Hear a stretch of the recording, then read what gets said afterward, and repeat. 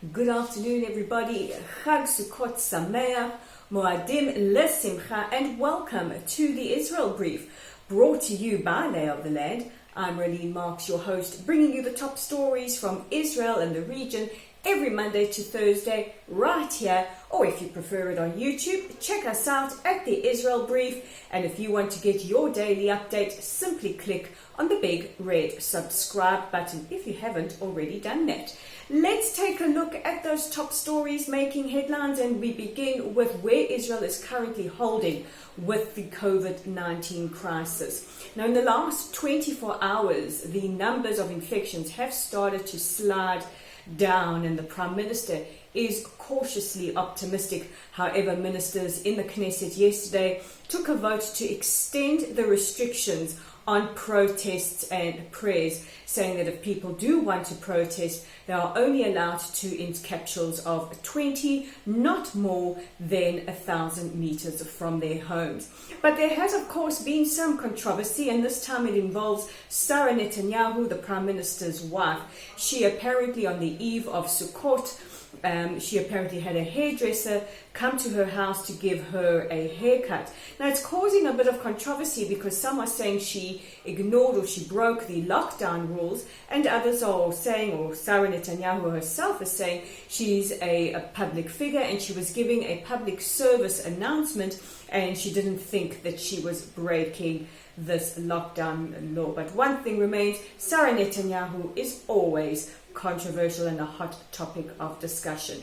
And another hot topic of discussion now takes us to YouTube, and the social media platform has now effectively banned Louis Farrakhan, the man we call the arch anti-Semite, his Nation of Islam, from their channel. YouTube have released a statement saying that it is in contravention of their hate speech guidelines, and they reserve the right to block any channel that is accused of doing so. Farrakhan is also banned from Facebook and from the UK, where he is not allowed on mainstream television because of his highly controversial and highly offensive homophobic and anti-Semitic comments. Last year he referred to Jews as satanic.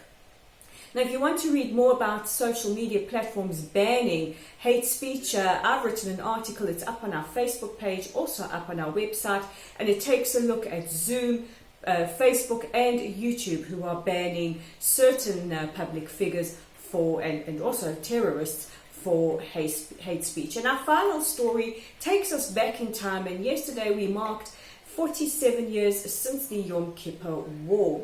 This was a battle or a war that took place on the 6th of October 1973, where as Israelis were praying in their synagogues, the country was attacked. And for the first time since that war, the IDF have released colored footage. It's quite eerie, but also quite moving to see. And it was quite a controversial war, one where Israel suffered significant losses, which led to the resignation of then Prime Minister Golda Meir. But we remember and we thank those men and women who so valiantly fought for the state of Israel and to protect it. So those are the top stories making headlines. Don't forget to check out our content on our website at www.layoftheland.online. Like us and follow us at Facebook at Local Site. Don't forget to subscribe to our YouTube channel at the Israel Brief and engage with us on Twitter at layoftheland5. So like me, today's broadcast is short and sweet, and this is the Israel Brief. I'm Raylene Marks. We'll chat again tomorrow.